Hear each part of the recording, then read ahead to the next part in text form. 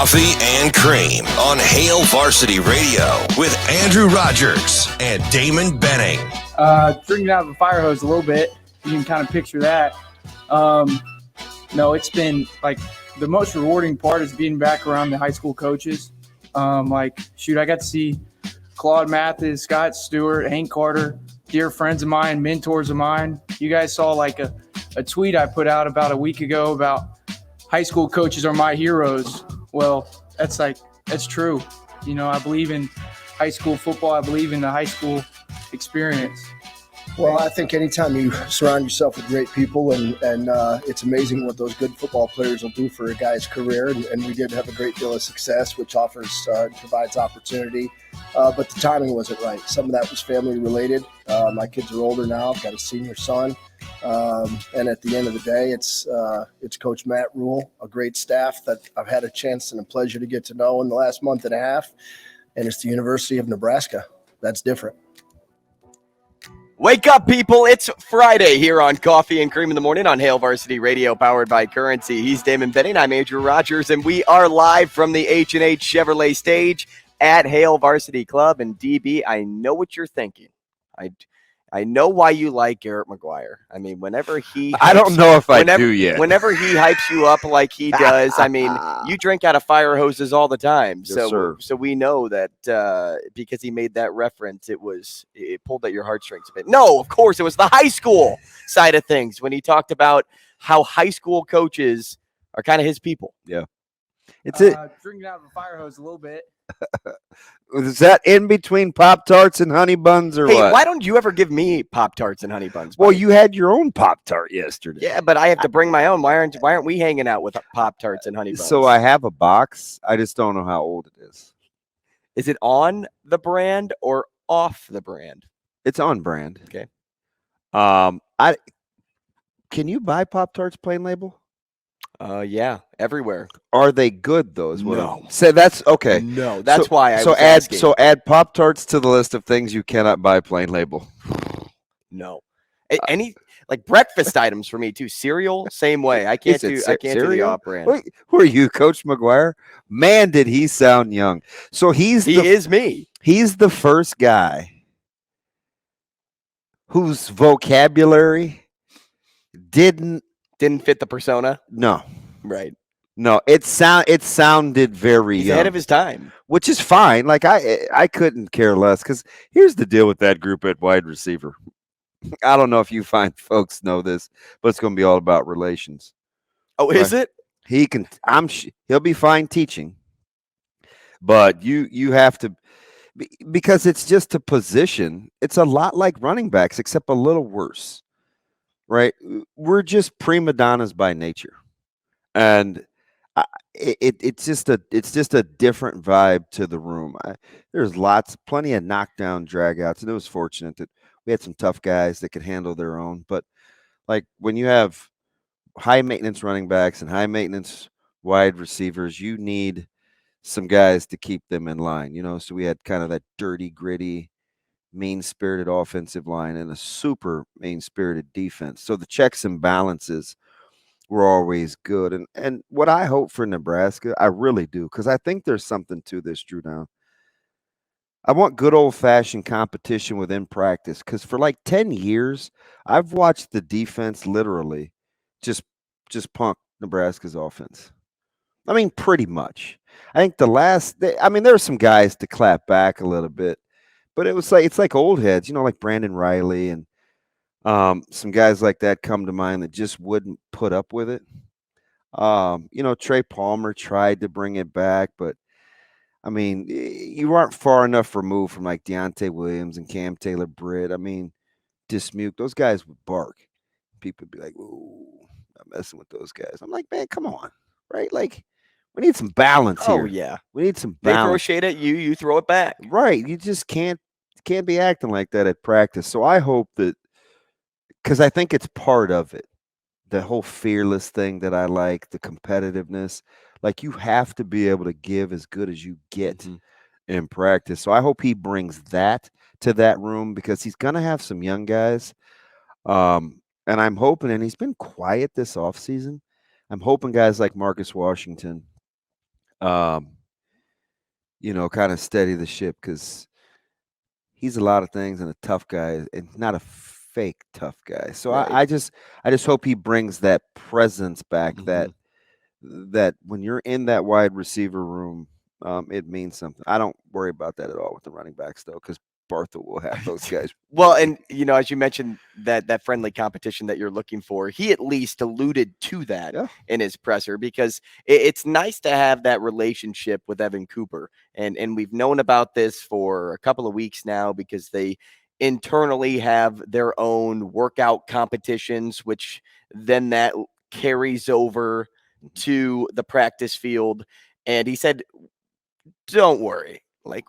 We're gonna take care of Coop's DBs. Yeah. Like we're going to make sure that we compete, and there may be a little side bet action going on between me and Coop. It's weird, right? It's refreshing in this weird sort of way. You don't think much of it. I'm glad you caught it because Coop's one of those guys, and I don't know him that well yet, but he's one of those guys that I know for sure is confident. Like he's a confident guy. I think most of them are. And he's got a good group, relatively speaking, in terms of maturation and playmaking ability. So I could see those guys just being off the chain, right? Because most of your dogs that you know of that are returning are on defense, right? With Reimer and Henrich and Ty Robinson and Butler and that secondary, Malcolm Hartzog, they just. A lot of the fellas, Miles Farmer, those guys are on the back end. So it's like, I don't know, Fleeks, Washington, you guys have to come on down because they can make life miserable for the young bucks. And I think Nebraska's going to have a couple young wide receivers step up. That's why I'm excited about Fedoni with Bob Wager because Fedoni, if he's healthy, is not going to put up with a lot, right? I kind of like what's brewing from a competitive standpoint. And to touch on the wide receivers just here one more time, I'm adding Billy Kemp is going to be something that ultimately pays off in the long run, whether it's you get the production on the football field or you get that leader that you're looking for in that room. He's been setting the tone already just in the weight room, putting forth that strong work ethic. And it's starting to become contagious with others in that room. So having a guy like him too is huge. And McGuire knows that. McGuire rests about the same age as Billy Kemp. Yeah. So it wouldn't shock me if they're like 1A, 1B in this whole effort going through the season. But then furthering your point on Fedoni, I really liked how Wager even said, hey, great players pop out in advance, and he's one of them. Yeah, they'll lay in the cut. Shane, play clip 3 from Coach McGuire on. He's talking a little bit about on his experience at the professional level. Well, what was awesome was I dealt with guys that were a lot older than me. One of the dudes I coached was Andre Roberts, who he made league minimum, which, league minimum's a lot of money, but he also owned 9 Zaxby's. So that was like a part-time gig for him.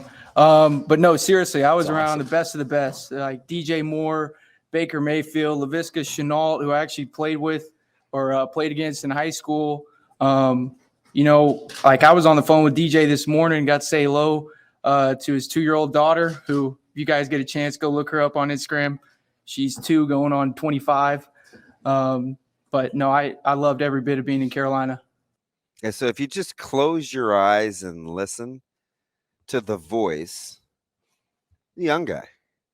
But if you get past that and get to the words, well, he's lived a lot of lives, it seems, right? It's okay to be young, and it's also pretty okay to be ahead of your time. Yeah. And that's Garrett McGuire. And there's a lot of people like that. Ahead of the curve ball. Well, which was funny because it's just curve.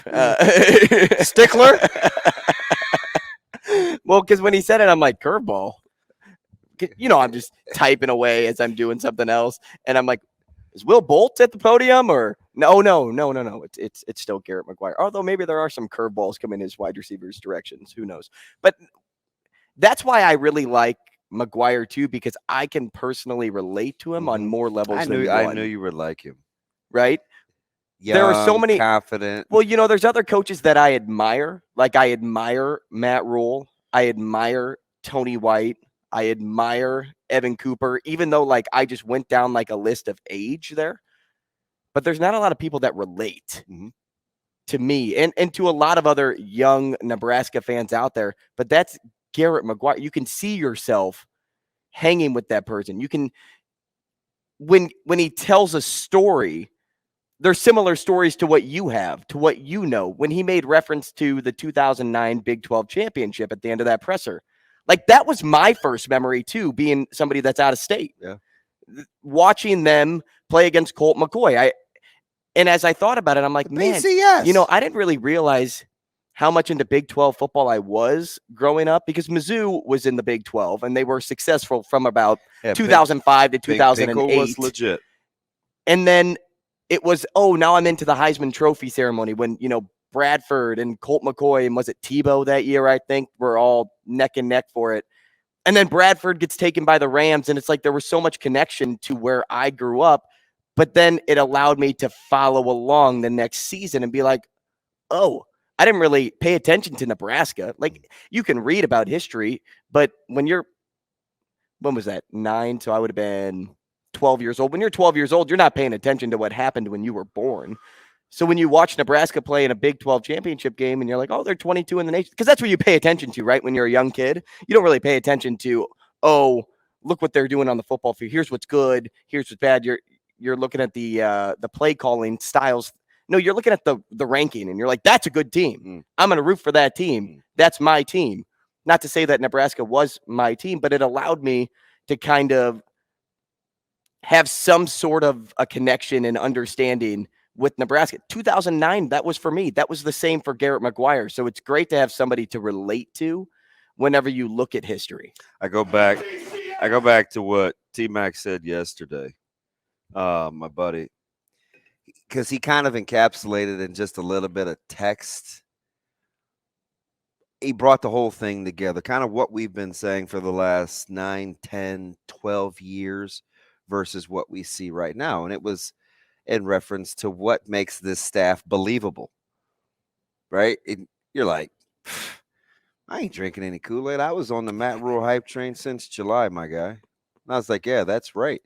He was number 1 in your top 5, and I didn't even when have he got canned. I didn't even have him in my top 5. I was like, I don't know. I think it's going to be a popular thing, but I don't know, right? I kind of had you had reservations. Yeah, well, so it wasn't, and remember what I said. It wasn't so much reservations about him as much as I felt like there were other guys that would be quicker. Good explanation. Ready to go. What I mean by right, because I was like, I think so. I think a lot of people like him. I'm hearing that. But I didn't put him in my top 5. But I go back to when T-Mac said Coach Rule is experienced. These are his guys. He said no one on his, and this is huge, because tell me you're not hearing this yesterday with Wager and McGuire. They're an extension of Coach Rule. There's no doubt about it. They don't get to the podium and say something different. The way I walk, the way I talk, it all matters. And act is Coach Rule's DNA. That's what was said. What they're talking about, 1%. So, and then I remember, T-Mac yesterday, he said no one on the staff is second guessing him, and he isn't threatened by anyone on the staff. One united voice. I'm going to get back to something that Coach Rule said the other night. He talked about common language adding discipline. Common language adds discipline. It builds in discipline because you can hold people accountable, and it's a cultural checks and balance. Like, are we vibing on the same deal, right? The staff sounds like they're on the same deal. You remember those press conferences sometimes, and this will be the last time I do this today, where I compare and contrast former versus current, because that's not really my point as much as what I think you need to be successful. You would hear one guy say something at one press conference, in the very next press conference, a different guy would say something completely different. Yeah, that may or may not contradict it. We practiced against that. No, we didn't practice against that. This is what we did in practice. No, that's not what we did in practice. This is what we want to do. We want to run the ball. Hey, we got to throw it around. You're not going to hear that. So, and it's funny. I know a buddy that teaches Time for Two coaching, DJ Rizak, and he's always talking about common language. And he said, what I don't understand about people in positions of leadership is they always want to fast forward to the shared purpose, the outcome. Hey, what's the desired outcome? Well, we want to do this. A lot of people can know where they want to go and be unified in it. Hey, this is what we want to do for the show. Hey, this is how we want to grow the digital platform. Hey, but how are you using the common language and the protocol of discipline to get you to where you want to be for the shared purpose? You cannot have shared purpose without having common language. You have to know that we're vibing the same, because it builds in accountability and discipline. Coach Wager, Coach McGuire yesterday, they sound like everybody else on the staff in terms of delivering their message. And trust me, they couldn't be, not all of them, but they appear to be very different in their personalities. Now, could I see Coop and Satterfield going to shoot the breeze? Yeah, absolutely, because I think they'd get along. But I think they'd have vastly different interests, except they have one thing in common. They love football, right? That's the shared purpose. The common language, they talk the same. 100%. And I just don't know why people in positions of leadership won't do the work on the front end. It's like denying the post or getting up underneath a defender to keep low post pass entries from happening in the post. You hear coaches say, do your work on the front end. Do your work on the front end. The shared language is hard. It is, because it has to be ingrained and implemented in the culture. And sometimes it seems tedious. And yeah, it comes across as a little sloganeerish, and there's too many sayings. And man, you sound just like I'm telling you, though, all good companies have it. Go to good businesses. Watch business models. They sound a lot of same. They sound a lot alike. And leaders' jobs are to find the varying degrees of personalities that fit within the context of the common language. That's what good leaders go out and find. You know what I've been saying? I've been beating the dead horse, DB, the CEO take. Like, you talk about a good business. We talk about Matt Rule being a CEO. He's planting a good business. Shane, can you play McGuire 9 for us? Yes, sir. Well, we have this thing. We want to get 1% better, and I like to do that every single day. What's cool about my room is they're hard workers, and they are competitive. And you can see that on tape, watching some last year's tape, watching guys that have been other places, whether that be other conferences or other schools. And so that standard's already set of how they want to play. And then you add our brand of football, being the toughest, hardest working, most competitive team in the country. That's kind of what I want to look like in April. That's essentially everything that you were just saying. Because what happened yesterday, what we reacted to Matt Rule saying at the coaching conference, or Marcus Satterfield or Tony White, the 1% better. Yeah. And then all of a sudden, the very next day, it's not coincidence that Garrett McGuire is using the exact same language. They are all on the same page. Shane, play Wager 4 for me, please. Well, no question that there'll be a great learning curve for me. But I have been a head coach for 26 years. I've been a high school coach for 31. With that has come all different types of human beings, different types of kids, different types of coaches, different types of schools. And so I hope that experience gives me the opportunity to bring some value to the program and bring some value to the coaches and kids that are in it.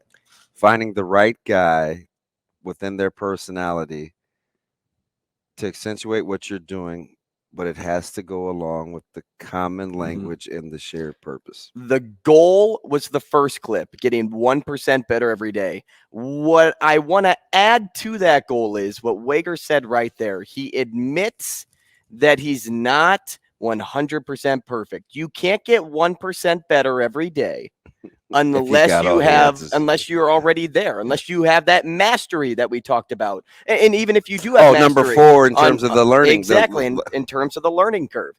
Recruiting will come easy for Wager. No doubt. He was a high school coach for multiple decades. They win 143 games in 17 it's years? pretty okay if you ask me. But nobody on this staff pretends to be something they're not. It's 8 and some change a year, right? Yeah. Well, Gosh, I need Jamie. Carry the 2. You do the math while I say this. Here's something that this all reminded me of. Do you remember the quote in Pursuit of Happiness when Will Smith goes into the boardroom meeting and he's wearing a painter's shirt? Yeah. And there's he's all different types of stains on it, right? And he says, I'm not the type of person that if you ask me a question and I don't know the answer, or I'm sorry, I am the type of person that if you ask me a question and I don't know the answer, I'm going to tell you that I don't know. But I bet you what, I know how to find the answer and I will find the answer.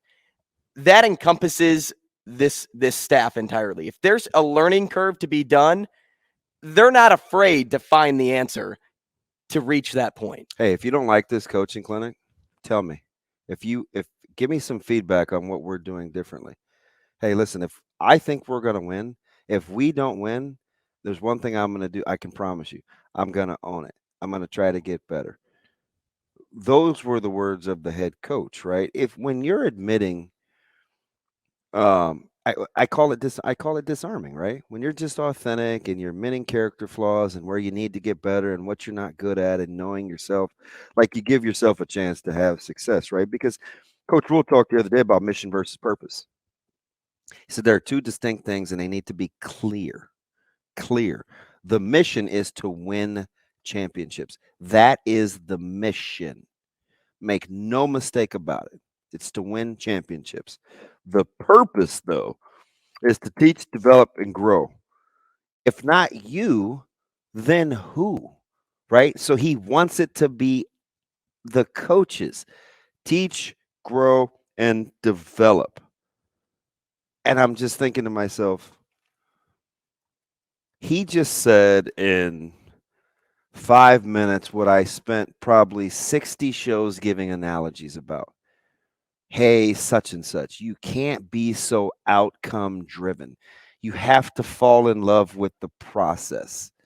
That's fancy for saying there's a difference between the mission and the purpose. The mission could be to kill the rhino, right? Go bag the cheetah, go grab the lion. But what do hunters do? Man, they fall in love with the process. Getting the bow ready. What kind of weaponry are we using? What's the course, the camaraderie, the grind of getting ready for the tracking? That's how they can repeat it over and over and over again. And when you have a good distinction between mission and purpose, it sounds like a what model? Oh, that's right. It sounds like a business model. Oh, is this a business? Do they operate like a business? I just, you heard it yesterday. Mm-hmm.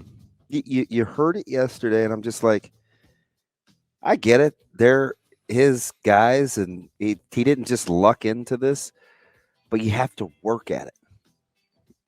You have to work at it. If you're still out there wondering why certain people are on this staff, just know they probably had on some really nice pants when they interviewed. Shane, nice work there. Thanks for having those clips ready. We'll set up the show and talk to Mike Schaefer here on Coffee and Cream next. Stay with us.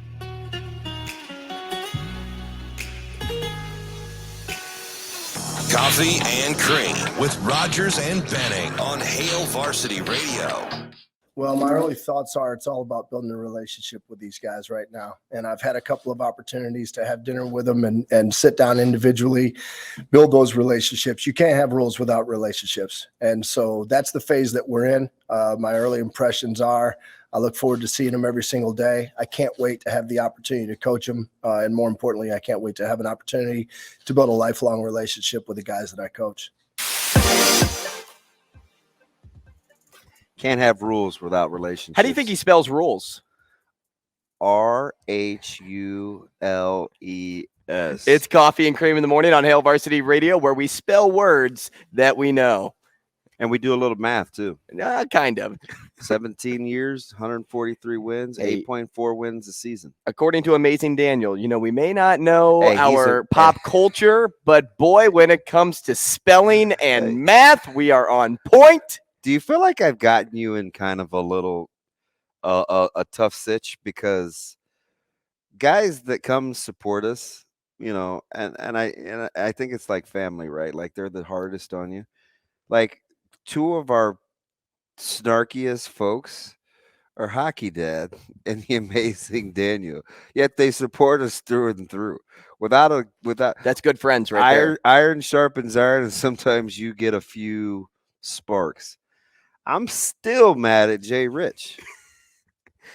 You couldn't sleep last night? Bro.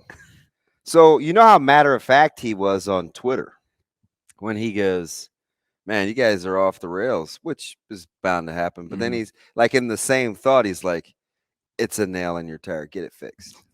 Right? I was like, not a nail. Fudge, I filled this thing up 3 times in, 30 days. If it's a nail, it's an awful slow leak, buddy. It's probably something else. It's the cold weather.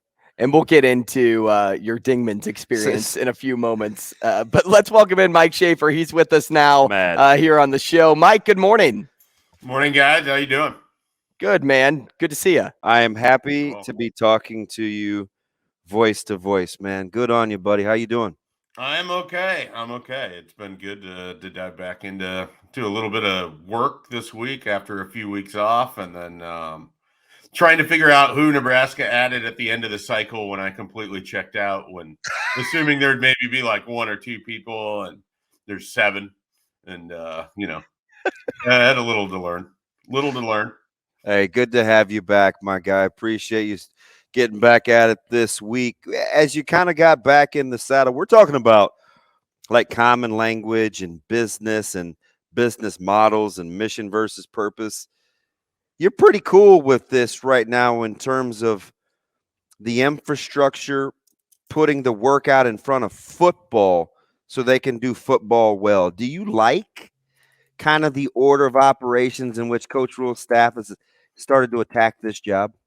Well, I mean, it's early enough, and I don't know that I have a great read on everything, but I like the enthusiasm in which they've attacked things. So I think maybe perhaps even more than the order of how it's gone, or necessarily being able to poke through what it is that they're trying to do. I like the way that they've attacked it with enthusiasm. I mean, I don't know if it speaks exactly to what you're asking, but I continue to be pretty thrilled by what I saw from Ed Foley over the last 2 months, and just getting out to different places. Obviously, I spent a lot of time up in Columbus, and I mean, I can't even begin to tell you what it means to the coaching staffs up there at Lakeview and Columbus High and SCOTUS to have, a coach come through. And it's not that place is going to produce a ton of D1 talent, but Garrett Oakley is at Kansas State now, and Ernest Hausman was at Nebraska last year. So it's a place that, is going to have players every now and then. And more than that, I just think people like to feel that connection to Nebraska football. And so for Coach Foley to kind of create that connection across a large chunk of the state, and I anticipate that this will be a thing that he just sort of does off and on in the spring and then again in the winter, I think that's a lot of goodwill being added to it. And, Matt Rule, Brunch said this on our podcast earlier this week, and I think it's pretty accurate. I mean, everything Matt Rule told us he was going to do or going to be has largely been true. And so he kind of laid it all out there in front of us in that opening press conference, and he wanted a young, hungry staff. And I think having watched a lot of these guys get up and speak over the last couple of weeks, it feels like he's really accomplished that mission. And then he's got that elder statesman in Ed Foley, who seems to be kind of an everyman that's able to fit both with recruits and coaches and players and fans. And I think that's a great thing too. Yeah, you won't ever get that dishonest Matt Rule. I don't think that's in his blood, in his nature. And I think you hit the nail on the head when you talk about enthusiasm. You're not the only one that I think is enthused by how he and the rest of his staff have been going about their business early on. Mike, you released your Super 6 rankings last night, and, we've been asking a lot of other media members in town who they like. We kind of went through it a little bit last week too on our show to break down our thoughts more. But anything really stick out to you as you were compiling the Super Six rankings this year?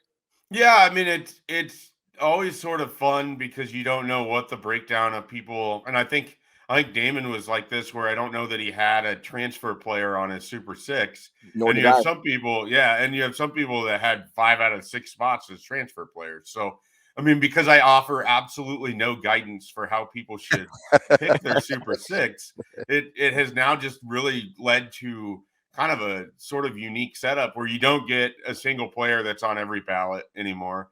I think Jeff Sims was the most at like 17 out of 24, which isn't particularly good. I mean, there's years where you get guys that are 24 out of 24. But I do think that we saw, there's a handful of high school guys where there seems to be a lot more excitement than maybe some others. I was a little surprised that Riley Van Poppel ended up with all 3 of myself, Brunts, and BC had him at number 1. Damon had him at number 1. That's a guy that I've been excited about for a long time, going back to his recruitment from the previous staff. And I mean, I'm not saying he's going to be James Lynch because it's pretty hard to be a unanimous All-American. But if he can be like 3/5 of James Lynch for Nebraska, I mean, I think that Matt Rule and James Lynch are synonymous. And so I think that maybe there's a lot of transposing with Riley Van Poppel, but I just look at what they're doing with that defensive line, and I have so much more hope for what's happening up front, particularly on the defensive side of the ball, than where I've been the last couple of years. So I'm not surprised to see that maybe Van Poppel is the face of that and that excitement. Other things, the sleepers are always really interesting. You had a sleeper vote for a player that was someone's number 1 player in the Super Six. So that's always, kind of fun. I think there's a lot of enthusiasm for Tristan Alvano.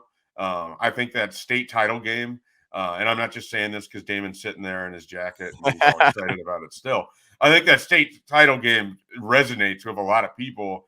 And I think having a kicker that there's confidence in would be a big thing. But that's going to be an interesting battle between him and Bleak Road, because I don't think Bleak Road's going anywhere. So, there's just kind of the small stuff that I pulled out of that. I don't want to take up too much time just going over it, but it's always fascinating to me how things shake out in the Super Six. Hey, can you have competitors within the same class for validations, i.e. like a Jaden Dawson, a Malachi Coleman? Because I think that is kind of taking on a nice little fun debate on its own amongst kind of some media brethren that have a lot, because a lot of those guys were in a lot of people's Super Six.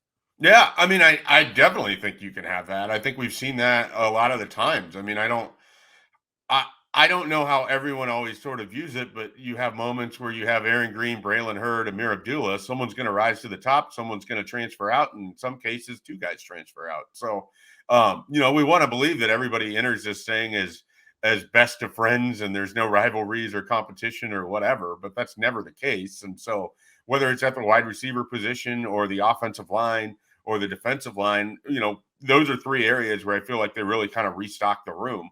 And I would look for that competition. And I think Doss Coleman is a really good one, because I think if you ask some people, they think Malachi Coleman could be ready to go right when he gets on campus. You ask others, they think he's going to need more time. I think a guy like Jaden Doss is more likely to make an immediate impact than a Malachi Coleman is, but maybe Malachi Coleman has more long-term helium. So I think there's a lot of different ways you can kind of size that one up. And they're wildly different in their usage and how they were used in high school and everything else too. So if you're going to pick two high school guys and just sort of want to watch their career arcs, those are 2 really interesting ones that I think, if Nebraska is blessed, both of them could end up being pretty good players in the future. Yeah, Sledge, Catula, there's a couple of those. Yeah. Interior-wise, it should be fun. Mike, we need to get you on a longer form segment because we ran out of time. I talk too much. That's a polite way of saying I talk too much. No, because I have more I want to pick your brain about, but we just ran out of time this segment. But we appreciate you back for part of the dump, because I got some things I want to talk about too.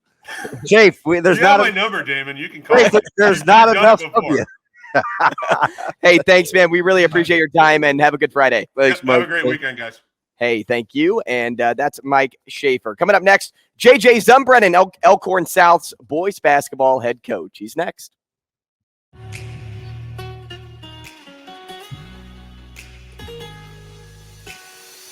Coffee and Cream with Rogers and Benning on Hail Varsity Radio. Hey, welcome back to the show. We'll get into some NFL talk at the top of the hour, but what we like to do every Friday is take a look around the high school ranks and check out some of the coaches that help deliver some successful seasons, and one of them is one right over in Elkhorn. Elkhorn South's boys basketball head coach, J.J. Zumbrennen, on with us now. Coach, good morning. Good morning. How are you guys? Coach, fantastic, man. I'm a big fan, so probably it's a bigger deal to me than it is to you. Hey, well, I appreciate it. I'm honored to be on. Hey, you know, some people are calling you the Garrett McGuire of high school basketball coaches. What do you think about that? Oh, that's funny. I appreciate that. Hey, you know, but for real, yeah, first year head coach, right? I'm right when I say that? Yes. So one of the youngest, if not the youngest head coach in the state. I know you're the youngest in the metro at least, but, you know, the team currently ranked 8th in the class. What has this opportunity in year one meant to you so far? Well, I mean, the first thing that I got to say is it's an absolute blast. I mean, it's going so fast. I'm having so much fun while I'm doing it. And the easiest part, or the part that makes my job the easiest, is the kids. Obviously, we've got a really good group of seniors, led by Alec Noonan and Evan Warner, Caden Stone. All of our seniors have been absolutely fantastic for us this year. And one of the things that has meant the most to me, at least at this point, is I was actually their freshman coach. Yeah. So I've been around these guys for a couple of years now. And so our relationship has been able to grow. You know, I feel like they trust me and I know I trust them, and it's ultimately been really beneficial for us. Coach, it's kind of cool. You know, I'm a closet stalker. I've been around this deal forever, played against Warner since Caleb was young. I've watched you come up as an alum. One of the things that I think is cool is I'm always in gyms, right? You do a lot of your own scouting, right? At least it seems that way, because I see you at other games with the notepad and you kind of blend in. You know, we've referenced your age. Now it'll be the last time I do that. But is that something like your energy, kind of where you are, your own set of eyes? Is that part of the deal, or is that just in the DNA? Well, you know, I think part of the reason that it is that way is that that's the culture that's been at Elkhorn South since I arrived there. It's nothing new. It's nothing out of the ordinary. That started with Alex Baugh, and it continued with Nolan Riley. That, you know, if there's something that we can control, we're going to try to control it. And if I can go to games and I can see stuff on Huddle and give our guys the best opportunity to, take something away from an opponent or expose something from an opponent, then we're going to absolutely put ourselves in that position. Coach, I don't know if I've ever seen a faster path to becoming a varsity head basketball coach. I mean, like you said, you jumped from freshman to varsity in like 3 years time. If you blinked, you would have missed it. How do you avoid getting caught up in those moments? And did you or have you ever sat back, took a breath, and reflected on the ride to this point? Yeah, so it was an interesting journey. I actually currently teach at Elkhorn High School, so I flip-flop across the Elkhorn Public Schools district. And so I started as a reserve coach when I was student teaching here, did freshman for 2 years, did JV for a year, and then Nolan Riley left and the position was open. And so it has been a really quick process and a really quick journey. And one of the things that we talk about, with my assistants all the time is there's really two paths to becoming, a head coach. You put in your time and you do a lot of assistant work and you grow your knowledge and you're able to get to that point. And then the other side of things is kind of trial by fire. And that's kind of what we're experiencing right now, is we got to learn stuff on the fly and figure out how to make things work for us and adjust. Even if we don't know what's going on, we make it seem like we do, try to spin it like we do. And so that's been one of the biggest things, especially I talk about with my wife all the time, is it's gone so fast that right now I don't think I've had much of a time to just sit back and be like, whoa, this is really cool. But having these conversations, I guess, kind of forces me to do that. And and I'm just so grateful and honored to be able to do this. Coach, you ooze coaching through and through. Your vibe, your energy. I've obviously watched you up close. You referenced your wife. She has to know that she married a coach, which I think is part of it when you're going to have a successful relationship, because you grind, man. You don't. I could just see you being the type of person that in season, you're going to put in some long hours, and it's an energy thing. Has your team, the way they play, they had to have picked up on your work ethic, because they play their rear end off regardless of the score. And like you said, man, that's a credit to them. I think that the culture that has been established at Elkhorn South is one of hard work. It's always been that way. And so I was grateful and very beneficial to step into that and just try to continue that. And the 5 seniors that we have, as well as all of our other guys, and now that I have an opportunity, I got to give a shout out to our JV guys as well, because man, they busted on a daily basis and make everybody else better too. But the biggest piece is, again, that's something that we can control. If we can control our work ethic and how good of teammates we are, then the ball's going to go in the hoop more. We're going to get more stops on the defensive end. So I think guys have bought into that message and understand that is a part of winning. And sometimes the ball doesn't bounce your way, and things aren't always going to be great, but this is a resilient group that, like you said, plays their butts off. We're talking to JJ Zumbrennen, Elkhorn South's boys basketball head coach. Coach, moving at the same pace as one of your previous answers, and at the same pace as many of your upperclassmen, as you said, who on this roster have you seen make the biggest strides in regards to development as a player today? Yeah, I think you've got to look at, just from where we have been at the last couple of years. Obviously, Alec Noonan has been, he was a stud for us last year and continues to be a stud for us this year. Evan Warner got a little bit of time varsity-wise last year, but has really grown in his role, because holy moly, man, he can shoot the crap out of the basketball. And he's grown in terms of his, defensive skill as well. We always put him on, the opposing team's best 3-point shooter, because he's really good in our gap and like closing out. Jackson Moeller-Swan played quite a bit last year, started for us last year, and he's been a really good leader, senior point guard for us. Gavin Hornbacher has grown a lot in his role, but I think probably the guy that's grown the most is Caden Stone. He didn't get a ton of minutes last year varsity-wise, and the dude just grinded. I mean, he was at every single open gym, every single skill session, calling me on Sundays, trying to get into the gym. And it's a testament to that work ethic. And he does all the little things. He's going to guard the opposing team's best player.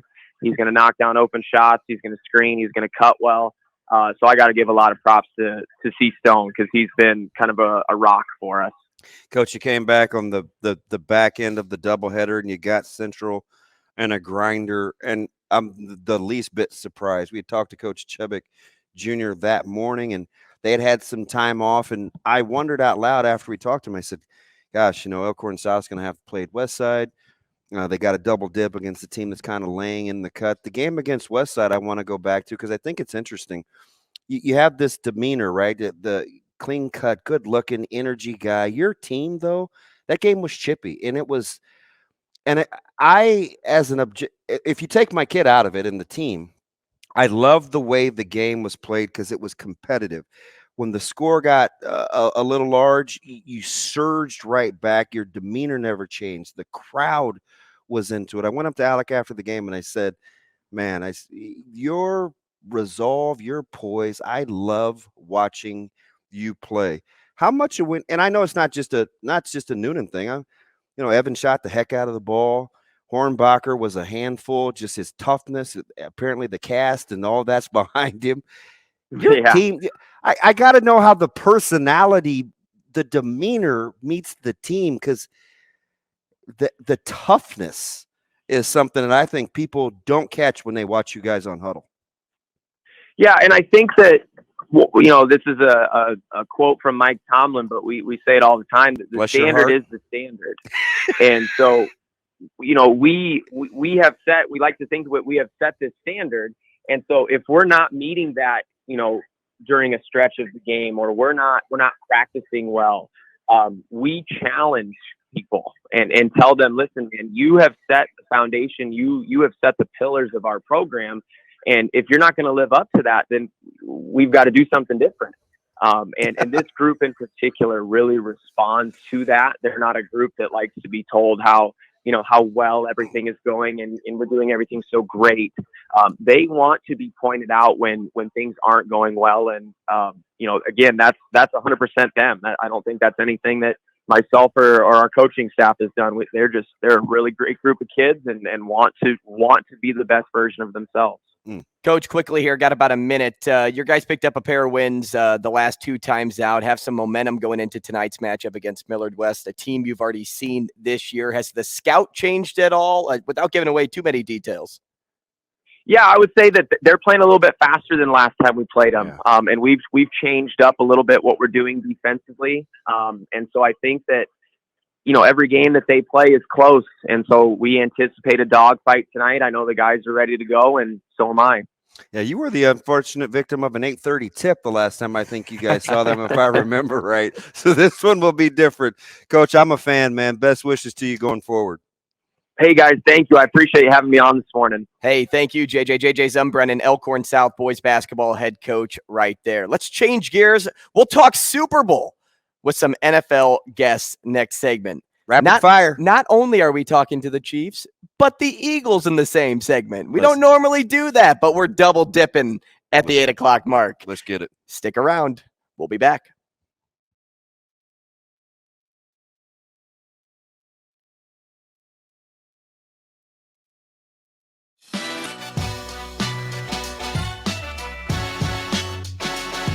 Coffee and Cream on Hail Varsity Radio with Andrew Rogers and Damon Benning. Oh, my mom's everything. I love her to death.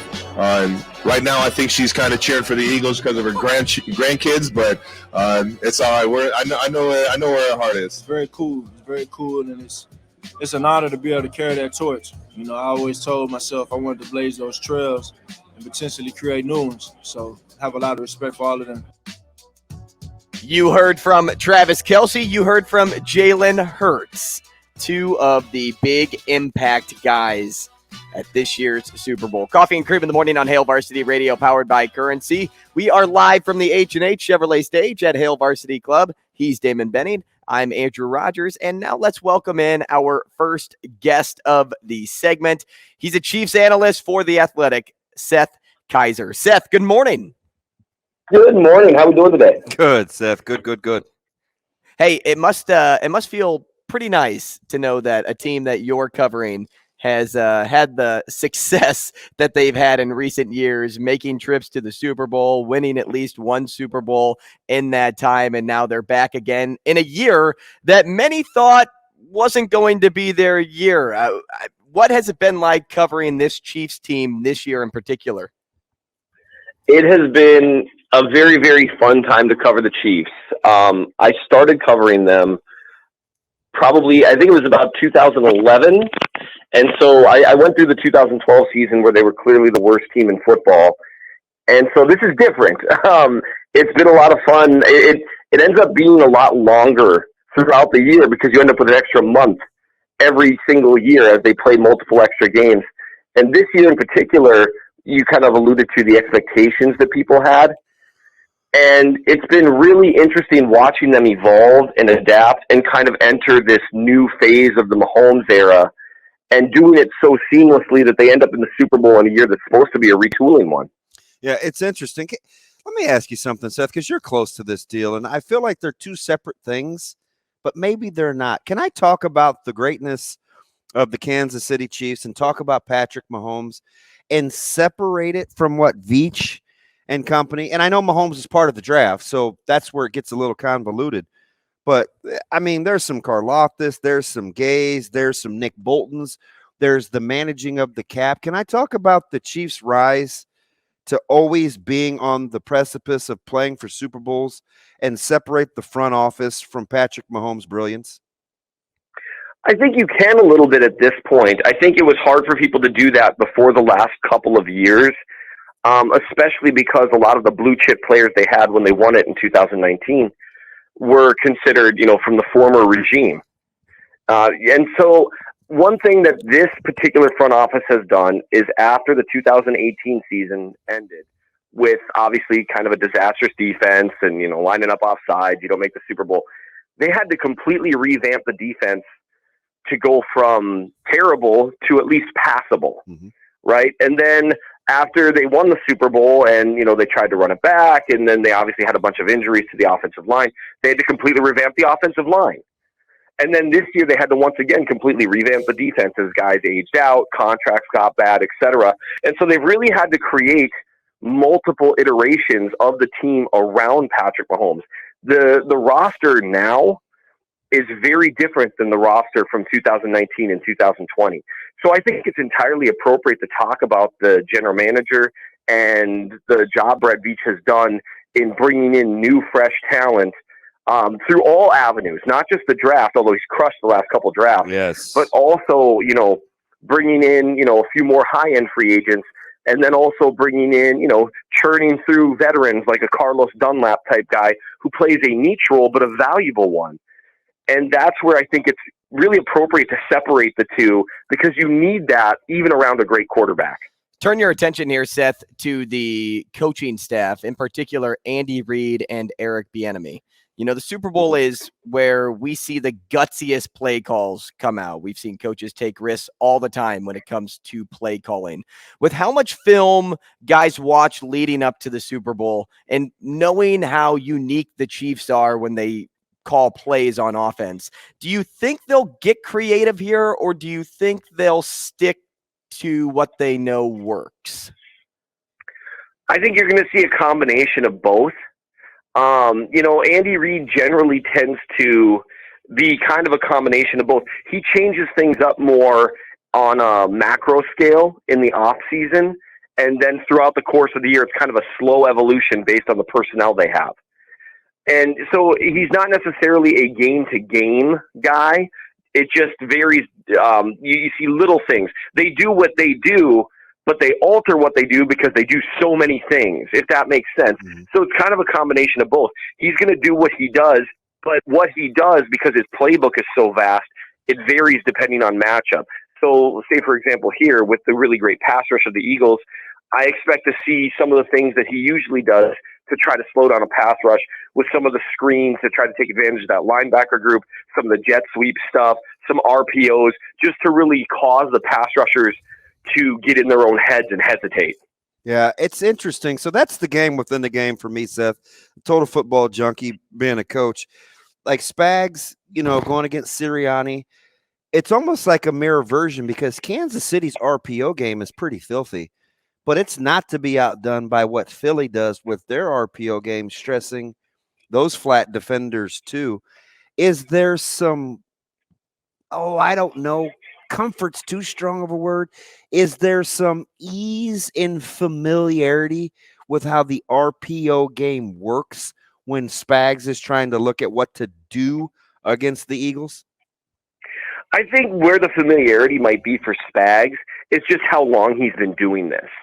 Obviously, it helps having Andy on the opposite side, to where you know how your offense works, and so you know some of the rules with RPOs in general.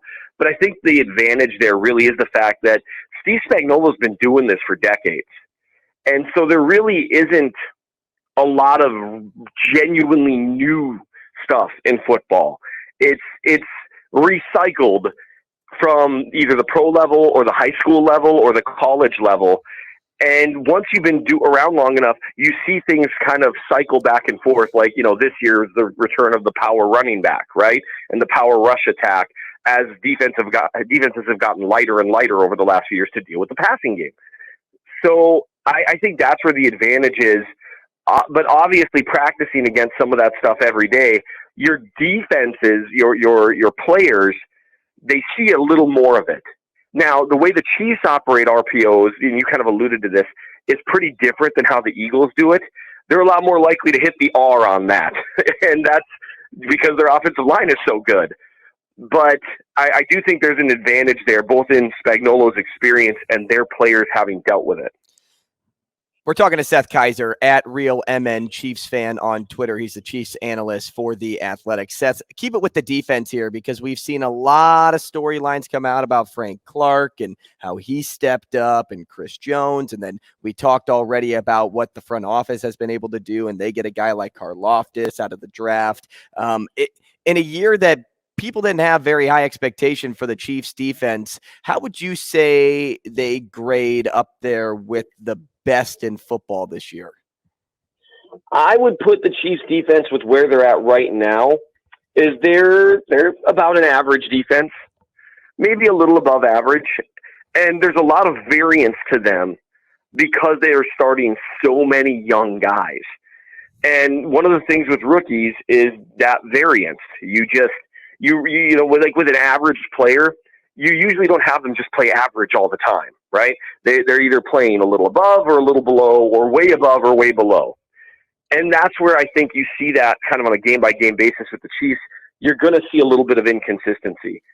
On the plus side, they're playing as well as they've played all year, at least over the course of the last month and a half or so.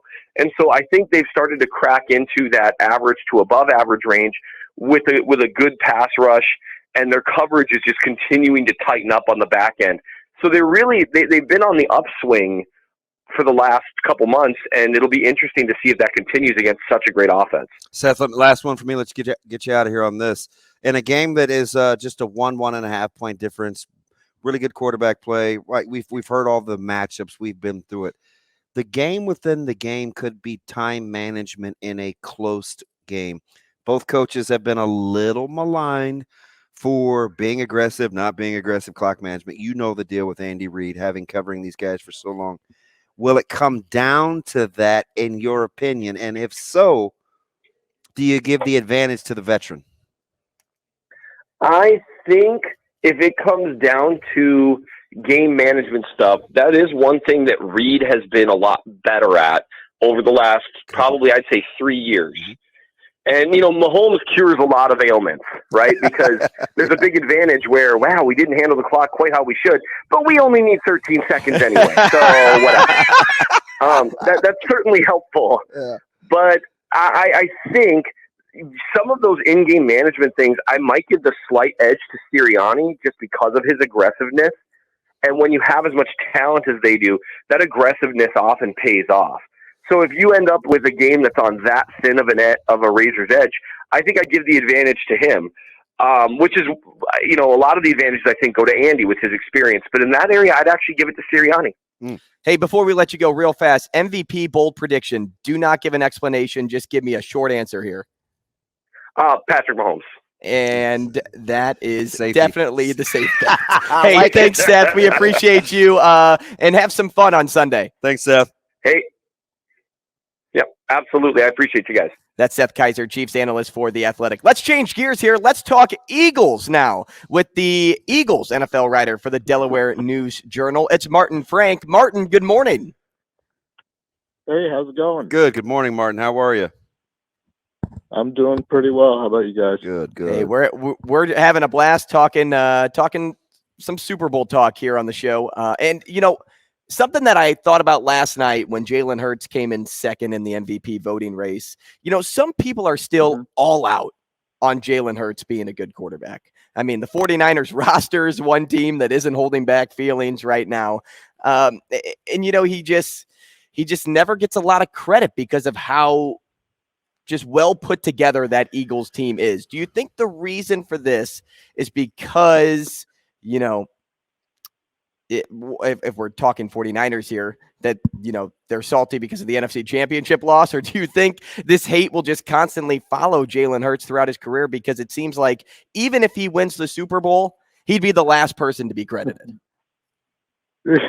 Yeah, I find it kind of strange because if you look at like his overall body of work during his career, when he was drafted in the second round, he played like the last 4.5 games, you know, in place of Carson Wentz, who got benched, and he only completed like 51% of his passes. Okay, well, you know, his 4 games doesn't really, you know, it's not really a good gauge. And the next year, the Eagles they started out 2-5. He was throwing the ball a lot, but, it wasn't very accurate. They went to a run-based offense, and they won 7 of the last 10 and made the playoffs, and he completed like 61% of his passes. You're like, okay, he's a little bit better, but like, if he's going to be in that upper echelon of quarterbacks, he's got to improve that completion percentage by a lot. And he did. I mean, they went out and got A.J. Brown. Devontae Smith is in his second year. Dallas Goedert's one of the better tight ends in the NFL. And he improved his completion percentage to 66.5%. He went 14-1 as a starter. I mean, I'm not really sure what else he could do. I mean, when the Eagles needed him to throw the ball, he did, and he beat teams with his arms. When they needed him to run the ball, he did, and he rushed for like 760 yards. So, I don't know. I don't really understand. I mean, you look at the 49ers game, he's playing on a sprained shoulder. He doesn't have great passing stats. I think he threw for like 120 yards. But the Eagles won 31-7. I mean, he didn't have to throw the ball in the second half. The Eagles ran the ball 44 times. So, I don't know. It just doesn't really make sense. He's shown all year that he can win either by throwing the ball or running the ball. He's not going to light up the scoreboard like Patrick Mahomes does. Mahomes threw for like 5,200 yards, but he can get the job done. I mean, he's proved that. So I'm not really sure where all this Jalen Hurts like disrespect comes from. That's interesting. A guy goes 66%. He's thrown for 3,800 yards. He's 22-6 touchdowns, interceptions. But let me ask you this, Martin, because his fingerprints. I got into a knockdown drag-out debate a couple years ago over Jalen Hurts and whether to spend a second-round pick. And I like winners just because I coached for so long. I'm going with guys that are historically win. Hurts is a winner. His personality oozes winning. Are you surprised in a city that has a guy like Trust the Process, Joel Embiid, that Hurts has been able to capture the hearts of Philly fans? I know a couple guys I know, Stoll in particular. You can't keep Hurts merchandise on the shelf. His temperament dictates the Eagles. His philosophy is embodied in the Eagles. Like, are you surprised at how quickly he's won that city and team over? I am in a way, but like one thing, like a lot of the Eagles players, and I'm speaking specifically about veteran guys like Jason Kelsey and Lane Johnson, Fletcher Cox, Brandon Graham, guys who have been there for 10 years or more. I mean, Jason Kelsey did not retire because he trusted Jalen Hurts that much. Like, look at it this way. Kelsey's been in the league since 2011, probably the best center, or one of the best centers in Eagles history.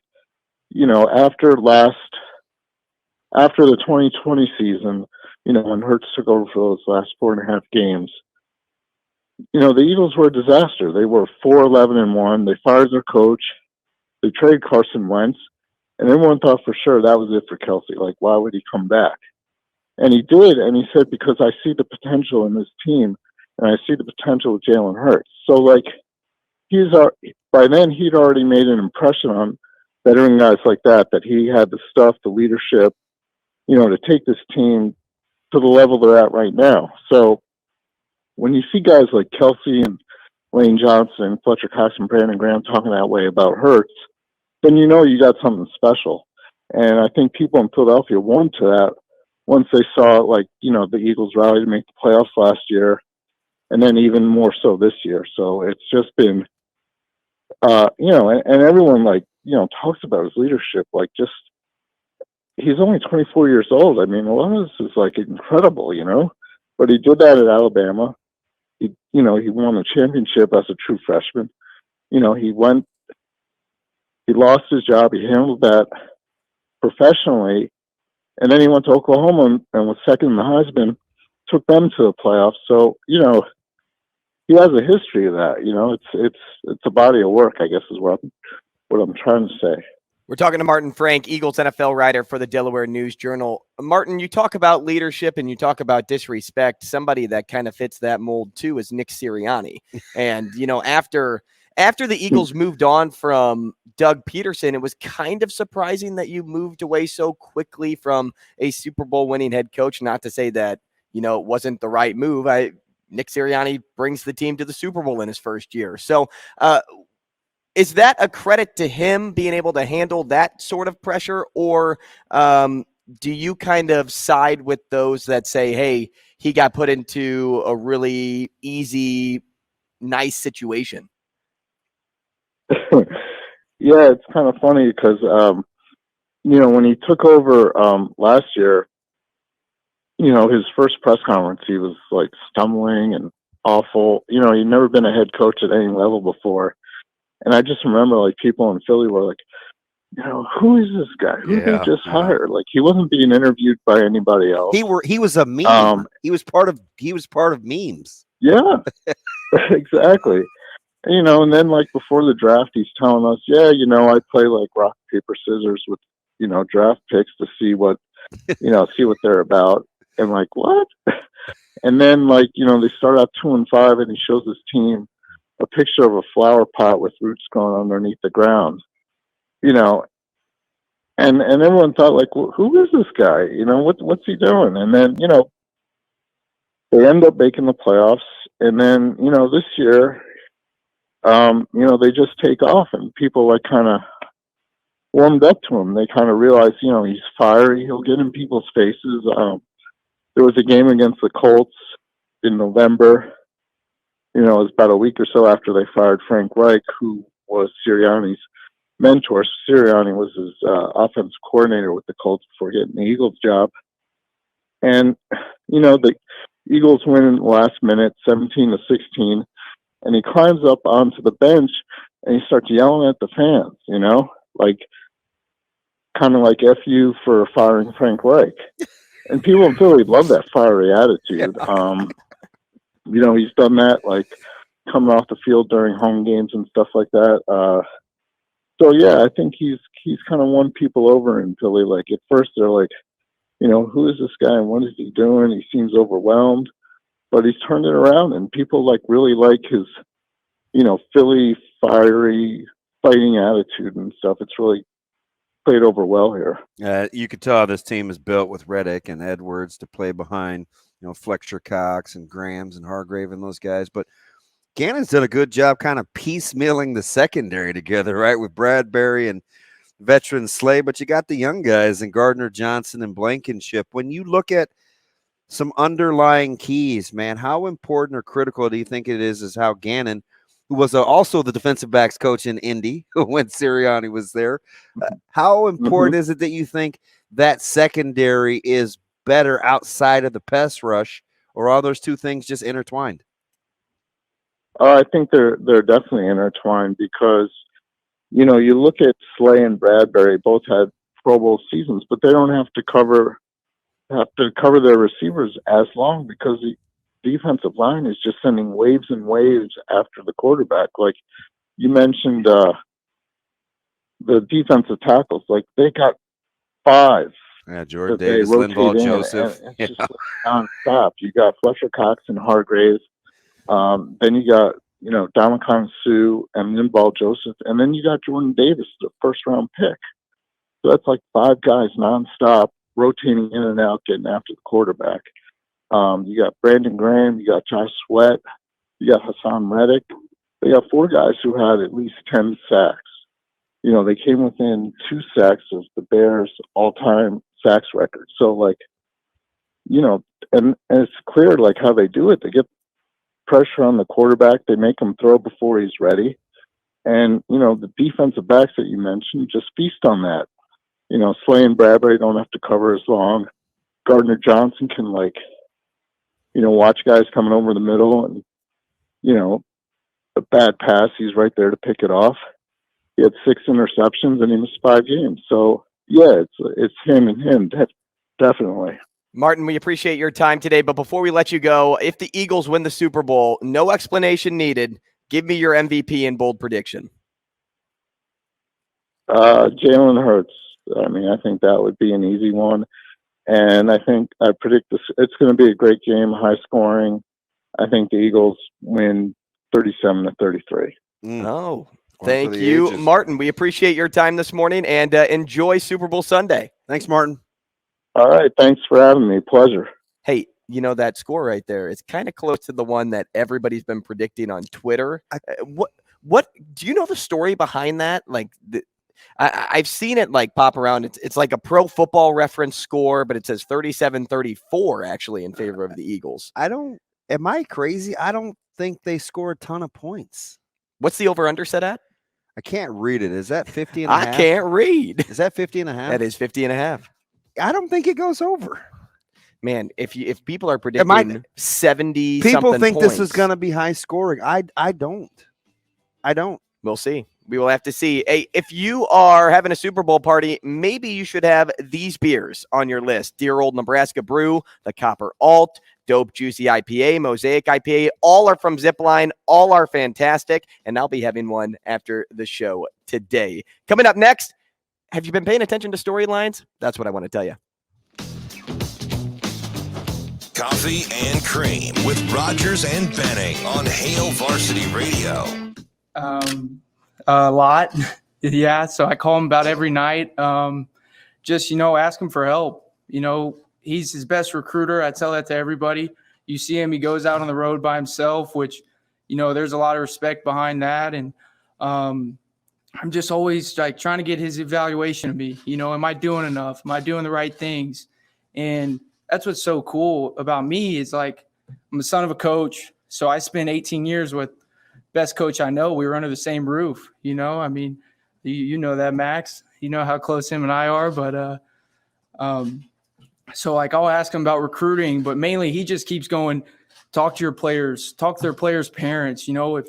If you guys were down there 10 minutes ago, there were 6 guys in my room just hanging out. And I was like, hey guys, I got honey buns, I got Pop-Tarts, come get one, just sit there, hang out with me as I'm freaking watching tape and doing all that.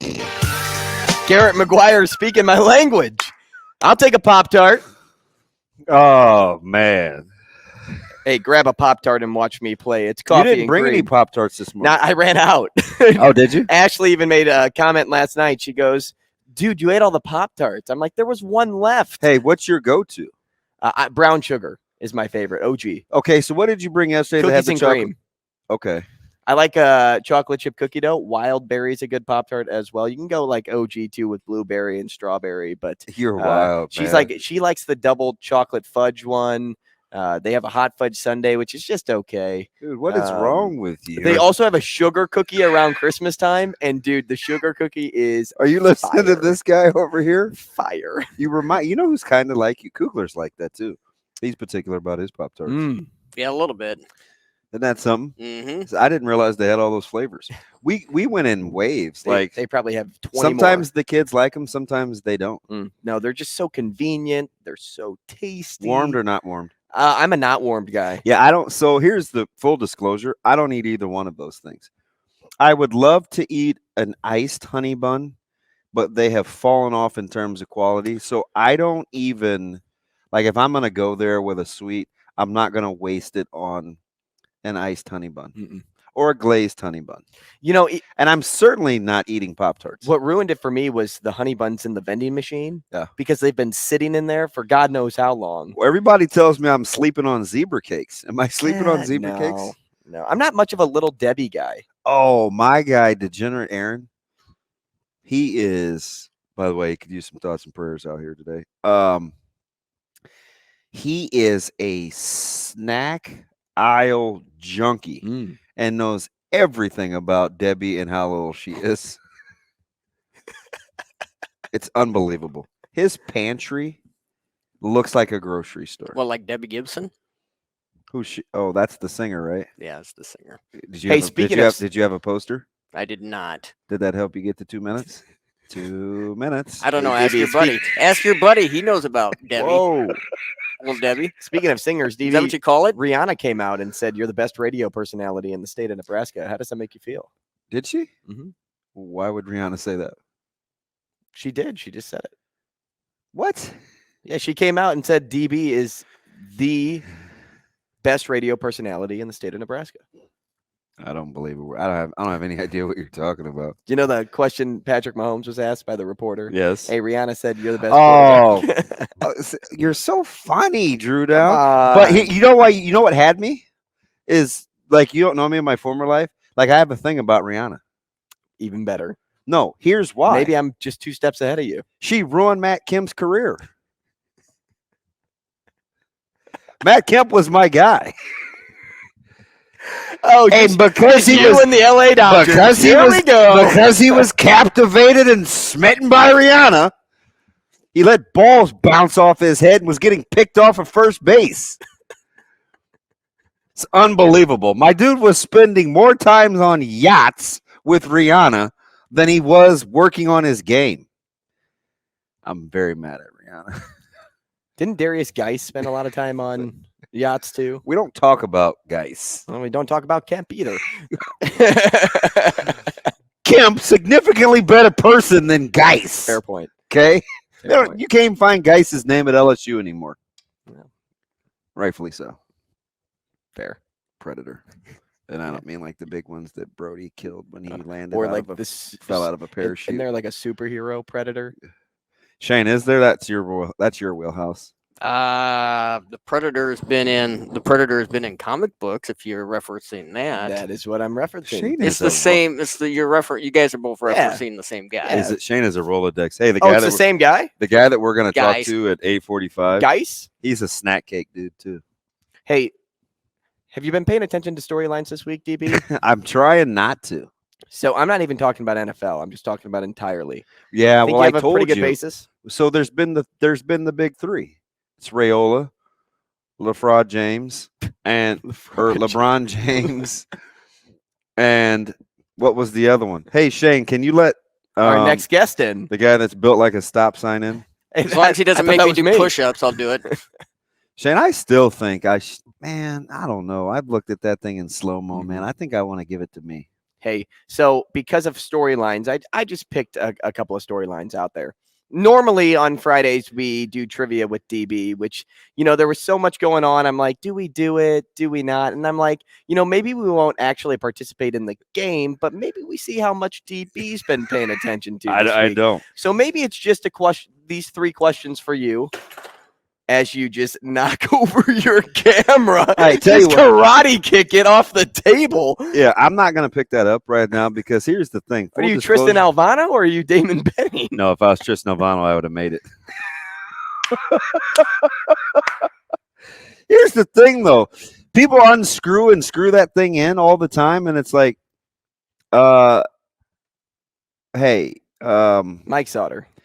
Yeah, the dude's shirt is tripping me out. Is that a tablecloth? Did you make a tablecloth a shirt? Hey, don't get him started. He just kicked it down. No, be careful. Don't get Sauter gassed up. He said he's going to shut the show down. Hey, you're a snack cake guy, right? Like Little Debbie? Yeah. It's sideways, Shane, on our stream. So of the 3 before we get you on, honey buns, Pop-Tarts, or zebra cakes? Strawberry Pop-Tart. Hey. What are you doing, Shane? Why are you He's just holding it on Sauter. What a weirdo. All right, so DB, here's your first question. We're gonna see. I'm gonna start easy, and then we're gonna get a little bit harder here. All right, let's go. So KD made the headlines this week. Mike, can you fix that camera, please? When the Nets traded him to the Suns. Thank you. What team drafted KD? Oklahoma City Thunder. That is incorrect. Oh, the Seattle Supersonics. That is correct. They are the same franchise. Thank you. But way to get me on a technicality. You're welcome. I will never let you pass unless you get it there. You're a different kind of DB. Hey, last night, Patrick Mahomes won his 2nd MVP award, making him the 10th player to ever win the award twice. Mm-hmm. Only one won 2 MVPs, one quarterback won 2 MVPs in less time at the start of their career. Who was it? Tom Brady. Incorrect. Incorrect. All right, give it to me. Is it Kurt Warner, Joe Montana, or Brett Favre? Oh, people had an affinity for that guy. I'll go with Brett Favre. It is Kurt Warner. Wow. Believe it or not. And you know what he said last night when he took the podium, 2-time MVP, and he goes, I was fortunate. I was blessed enough to win 2 of these. And I should have known. I'm tying it into storylines. I listened verbatim to what he said, and I still missed the question because I was with like, the answer he choices. has the exact same haircut as his wife. Hey, and here's my final question today for you. Yes. So when Garrett McGuire made Not that there's reference anything wrong with that. to the 2009 Big 12 championship game yesterday, Uh-huh. who kicked the game-winning field goal in that game for Texas? It was not Dicker, the kicker. It was because not he Dicker, the kicker. He would have graduated. By the way, do you know that the guy that put the 1 second back on the clock is a regular attendee of Creighton games? No way. Oh, yeah. I saw him a couple Saturdays ago. There was 1 second left in that game. Stop. Stop. Watch it back, DB. Watch the film. The BCS. That's why they made that call. It would have been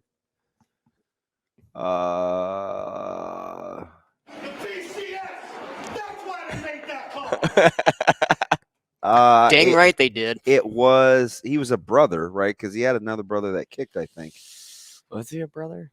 No, not like me, brother. No, I know not you, brother. I meant like, did he have a brother? I think he did. Let's see. Didn't he? Maybe he did. Maybe I'm thinking of all the Lashers that were at Oklahoma. RD and Tim and all those guys. I don't know about his person. I don't know who was the kicker. The answer choices are Justin Tucker, Hunter Lawrence, or Ryan Bailey. It was Hunter Lawrence. That is correct. Yeah. Nice work. Sounds like a kicker. Not Justin Tucker though. He doesn't. Well, sound that like was a kicker. well. I knew it wasn't JT. I mean, because that guy's on his way to Lincoln, according to you. He is. The Did next you one. drop Justin Tucker on Tristan Alvano. No pressure. 3 times. Hey, that thing is a little stripped. I don't think you're going to get it to hold. Hey, as Mike Sautter finagles with the camera. And this is his wheelhouse, too. He's like an equipment camera junkie. We'll guru. talk to him next about high school sports because this isn't going well right now. Stick with us. Coffee and Cream with Rogers and Benning on Hail Varsity Radio. Hey, welcome back. Coffee and Cream in the morning. If you can't figure out why I look the way that I do on camera, I don't give a what. That's where the establishment should do what's asked, and I'm not conforming. So You're hilarious. You've gone every direction. I've talked about this, and it is what it is. And when you don't hold up your end of the deal, that's what you get. Anyway, screen. How long have I talked about this though? Well, he's always the guy that gets on and doesn't have his audio turned down. No, my audio is fine. Your audio is not fine, Mike Sautter. Your audio is turned up. Turn it up. Look, he thinks he is so Turn funny. it up some. Look, he's like, how does this look? Mike, I don't give 2 cares about that camera, right? I've been talking about the setting up and tearing down. Looks of this good, Mike. place, Looks and good. You know what was told to me? Well, hey, you just got to come early and kind of some Hey, of that Sasha's hooking us up. some of that's to She be got expected. some new equipment. We're good. It's not to be expected if the equipment is broke. Okay, so If it let's ain't start broke, don't there. fix it. Now I got to cut you. Right now, Honey Buns is getting smoked. Pop-Tarts is starting to run away with this thing, and we already have over 400 votes. Mike Sautter, Honey Buns, Pop-Tarts, or Zebra Cakes? You said Pop-Tarts, strawberry. Strawberry Pop-Tarts with the frosting, the white You're frosting with the sprinkles. You do have the palate, full disclosure, of a child. Oh, yeah. So do I. Actually, not so much. Really? You don't No. think so? So Last night I had mac and cheese for I the can't third hear straight myself, day. but So my man over here, I can't hear Mike myself. Sautter, will he will attempt to cook something. Chicken Parmesan, let's say. He will take the sauce out of the jar. He'll take an already breaded chicken patty. He'll put a piece of cheese That's on not there. true. I do it myself. And tell me, look what I did. Panko I'm over- crumbs. I know how to do that myself. Panko, I make it myself. Mike, just cut it out. Not the chicken, obviously. But you don't butcher your own chicken? No. I did figure out the difference between hens and chickens and why chicken prices aren't What came first, the chicken or the egg? Exorbitant as high as eggs are. What? Okay. And apparently swine flu is it's a hoax. I just love listening to reading these Twitter threads. Like people have all these conspiracy theories. By the way, this camera sucks. Did you fix it? I tried to. I want to knock it off the table. I already did it once. It's the best I can do right now. So you know how with just what I some got. things irritate me? it's weird. Like I'll put up with a lot, but the things that really irritate me are things that have been addressed repeatedly and nobody does anything, and then when it like actually happens, like I have zero. You're like, oh, switch cameras. No, how about not? Oh, I won't be on camera. Anyway. Dude, it's just you get it out. You good? It's like reconciliation. I'm just telling you, man. It is totally who I am. It is totally who I am. You got to take it all. The good with the bad. The good with the bad. It's all good things. Michael Jerome. Yeah. Welcome. We talked to JJ Zumbrennen. Mm-hmm. Yeah, JJ Zumbrennen. He said it like he was like foreign espionage. JJ Zumbrennen. He's like, I've been listening. Covered that dude in high school. So you know what's funny? Was that you, or was it Jacob that said he could coach at Elkhorn South as long as he wants to? I said that. Yeah, for sure. Was that in passing? No, Because we weren't on air. Yeah, we were just talking about him one day. He could, like, he loves the place. It's like he went to school there. I just don't see him ever leaving there on his own accord, right? I didn't realize that all 5 of those guys were seniors, so he's gonna have to reload. Right, be all right. But they should be okay. He's fine. God, they play hard. How about their 6 losses? Yeah, I think they're Westside, Gretna, Bellevue West, Millard North, Creighton Prep, and one more good one. Oh, Lincoln South or Lincoln East and Lincoln Southwest. That's right. And that was back when Lincoln Southwest. That was in the opener when Lincoln Southwest was fully loaded. They Millard North, Westside, Lincoln East, Bellevue West, Gretna, and Lincoln Southwest. Those are good losses. That's why their PowerPoints are so high, probably. Yeah, they're going to be a problem in districts because they'll be misseeded. 2 or something. Oof. They'll be They will be a high seed. After that game last week was Thursday, Friday night, whatever, against Westside. I actually sent a text to Coach Simons and said, man, Elkhorn South is going to be a really tough 2 seed. Do you know what? I was just happy that it wasn't at Elkhorn South. I have never seen. This is boys and girls. So whether it's Millard North or Westside, I've never seen a smooth, easygoing, good game in that gym. It's always some sort of grudger, doesn't go the way you think it's going to go. I just never seen an aesthetically pleasing game in that gym. If they get like full throat student section too, it can get real loud. Hey, listen, how nasty was that environment Thursday? It was tough. Or Friday. Friday, yeah, last week. Couple of technicals. By the way, and I felt bad for got booted. So can be like that. I'm just saying. He can be like, I've known him for our kids have played against each other forever. That was not a foul on Evan though, and that was not a foul. So, and the game was officiated crazy. A couple of technicals. Hornbacher grabbed Caleb. It was great. And the funny thing about Hornbacher grabbing Caleb is the respective moms played soccer together, lighting up on the kids. She was the goalie at Nebraska before Karina LeBlanc came, and she was a great athlete. We used to call her Zap from American Gladiators. Oof. Oh yeah, I love that show. There's a reason why I wanted a Hornbacher perm plays so like hard. that one. The one big dude who had the dark hair, like the perm mullet back then. I was like, I wish. That wasn't Nitro, right? That was the guy that looked like Ricky Steamboat. Yeah. Sorry about how that. early did the perm go away for you? Well, the perm is back. I'm talking about Mike. Like how early did this all start going away? Show him that picture you showed me like a year ago when you had hair. 4 or 5. It wasn't that long ago. My hair, I started. See, he's doing that to me on purpose. Yeah. I started shaving my head in, about 6 years ago. Are you ready for your broadcast tonight? Yeah, I'm fully prepared. Are you calling games this shot weekend? Sheets and everything? I'm gonna punch you in the face. He's so mean. Look, see, Bishop Walsh, Crane shot sheets. I like that. Yeah, you're gonna be able to keep. What I did. You can keep running stats. I'm gonna try. Do you have a stat monitor? No. Well, where's Jacob Padilla? He's the man. He will be there on Saturday. Did you build within your own program, right? Is it an Excel sheet? Like, did you put the math in it too, so you can automatically add up things? No. Okay. Don't you need, what do you call those? Like, isn't that some sort of logarithm or something?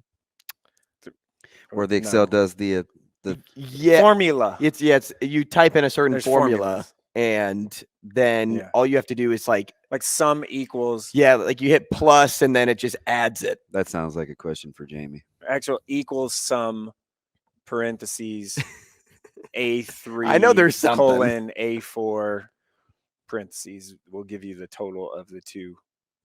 There's a lot more to it than that. So do I need to ask you about? Totally on me.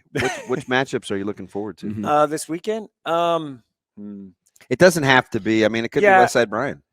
Yeah, Millard North Gretna tonight is it's going to be. That's the best game tonight for me. First one to 47 wins. Yeah, it's going to be a grinder. I will say that. Right? You know, Derek Rollins, Jeff Roselle, how do they defend? Can Millard North play at the pace they want? Got to take good care of the ball. Yeah, it's going to be tough to do that, I think.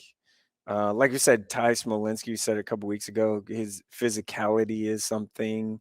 I would imagine he guards Mosser. He could make so. things miserable for Neil. Yeah, take him out.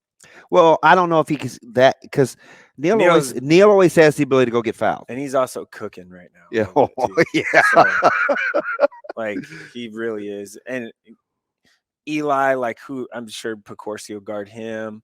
That's one that's pretty interesting. That tonight that's my game of the week is that one. Yeah. If I had to just pick them, and then I like the Westside Bryan matchup. It's very interesting. Can Amari just like put the team on his back because he probably is going to have to? Can Westside defend and find a way to put the ball in the basket at a consistent rate? Here's the thing. They didn't on Tuesday. Now people say that about them, and they do go through shooting woes. They take too many difficult shots. Yeah. I don't care what anybody. They take way too many contested shots. Share the ball better. Guys, Lincoln East is good. No, I know. Hey, Carter Mick, as I was telling my man Drew down about. Templemeyer. I told him he may be my favorite non-Benning that resides in Lincoln. Carter you love your baseball players. Dude, he's good-natured. Like, they try to harass him, and they clutch and touch and grab, and he doesn't say anything. And that was the second game in a row where I saw guys get defended really, really hard and not bat an eye. Alec Noonan and the night before was unbelievably competitive because nothing came easy. Right. East, I would love to see. They're good. I would love to see Lincoln East and Gretna play because I think it'd be literally like first 1 to 50 wins, 52 to 49. East is more capable offensively, in my opinion. I agree, but I'm just saying defensively, they're just so sound. Yeah, and tough kids. The matchups kind of fit. Yeah. Right. Yeah. I was really impressed with Lincoln. Gretna probably has more options. Wilcoxon can get going. Pecorsi can get going. Roselle can get going. I like not Alec, but Alec. Yeah, I like Wilkins. Yeah, Alec Wilkins. So they probably have more options, but I think East shoots it better. Hey, hold the thoughts, rest of the thoughts for a morning dump as we wrap this thing up. Yep. We want to take you a moment to tell you about Dingman's. Yeah, I will do that, Andrew, since you're so dead set on it, man. Had my experience yesterday. You need to follow suit. If anything is wrong with your vehicle, hopefully you won't end up needing 2 new tires like I do. I will see them. Needed 2? 2. I'll get into that story later on, man. Oil change was free. That was great. Customer service was great. My man walked out. He said, "You want the bad news first or the good news?" Darcy was in there. I said, "Give me the bad news. Hopefully she can make it okay." Nah, your boy's coming out of pocket quite a bit of chunk change because he's got an all-wheel drive vehicle. My feelings are hurt, but Dingman's will take care of you. Great location. They've got 4 of them. Make sure you hit the one on 120th and Maple. Fantastic customer service. It's Dingman's. We'll see you next week.